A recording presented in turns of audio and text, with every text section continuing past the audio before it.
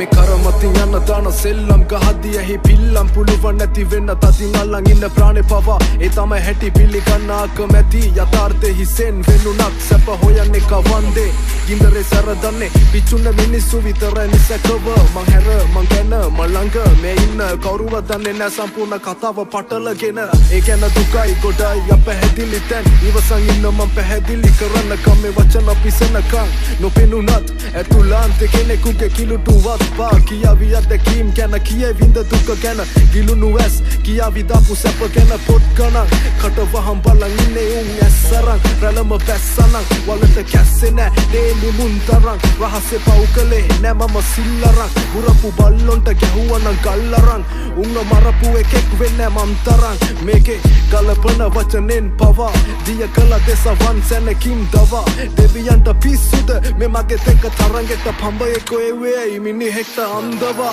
ඒ ඇති යලු යට ගිනි මතු වෙන්න බලාගෙන උඩට නිහඬව මතු පිටින් පේන නිවි ගිය විලසිම ආවොත් ආයේ උඩටම දැල්වෙවි දිගටම තොපි දඟලලා අමාරුවෙන් කැස්සා මගේ බෝලේ කෙනේ කෙල නැතුවම බැස්සා කකුල් දෙක ළඟ ඉරනම ගන ගස්වම පෙන්නුවා කවුද කියලා තවමත් මා ජීවිතේ අරමුණු පාරවලල්ලක් වගේ මාව රැක්කා ස්ථිරවම දැක්කා සමහර කොල්ලෝ හීන කුණු කොල්ලේ වික්කා දුකයි මොන කරන්නද කාල කන්නේ හින්දා මේ රට